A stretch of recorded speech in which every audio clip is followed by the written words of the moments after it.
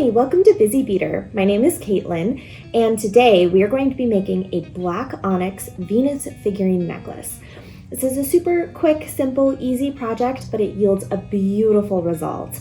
I'm super excited to teach you all about black onyx and about Venus figurines and their place in history, and then we'll get right into making our necklace. But first, if you enjoy my channel, please subscribe. And I want to give a shout out to my sponsor, Fire Mountain Gems and Beads. They've supplied everything for me today, and they are just a phenomenal company. They have everything that you could need to not only make this necklace, but make so many other things. And check out their website. Before we get to making our necklace, let's talk about black onyx for a minute. It can be found worldwide, and it is a layered chalcedony stone that belongs in the quartz family. And it is a deep, deep black color, fully opaque and just gorgeous for so many projects. Black onyx is known to pair well with Capricorns and Leos, although anyone of any zodiac can use it.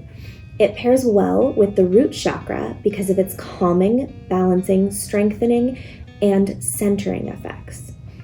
And one look at black onyx and all of that just makes perfect sense with its deep pigment and beautiful shine. This project kind of is twofold. We get to learn about black onyx, but we also get to learn about Venus figurines, since that's the shape that our pendant is taking today. The term Venus figurine refers to artifacts that are found throughout Europe and Asia in Paleolithic archaeological sites.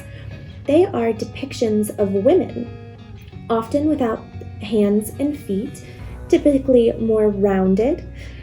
And while their true meaning has been lost to history, archaeologists believe that they could be symbols of fertility, health, goddesses, or even self-portraits that Paleolithic women made of themselves. So today, in celebration of both black onyx and Venus figurines, we are going to make this gorgeous drop pendant necklace. Step 1, you're going to gather all of your materials. Step 2, you're going to measure and cut your chain to the length that you want it. Step 3, you're going to attach the Venus figurine to the chain. You're going to do that by grabbing the appropriately sized jump ring. You're going to open your jump ring, and you're going to have to open it fairly wide in order to fit the Venus figurine through it. You're going to lace it through the figurine, and go ahead and lace it through the chain as well. You can do this step separately, but it's easier just to do it all at once. Then you're going to go ahead and close your jump ring. Step 4, now that your figurine is attached to your chain, all that's left to do is add the clasp. First, we're going to take a jump ring, size of your choosing, but it does need to be big enough for the clasp to fit through. You're going to open it, take one side of your chain, and put it through, and then close. And last but not least, we have to attach the clasp. This clasp that I've chosen already has a jump ring attached to it, but if you have a clasp that does not have a jump ring, be sure to grab another jump ring, because that's what you'll use to attach it to the chain. You're going to go ahead and open your jump ring and either attach your clasp, or if your clasp is already attached, just go ahead and attach it to the other side of the chain and close. There you have a completed necklace.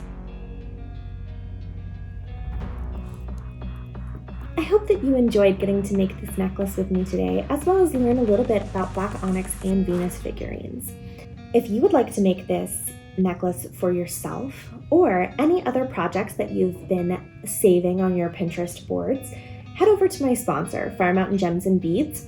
They're going to have everything that you need to create beautiful pieces like this.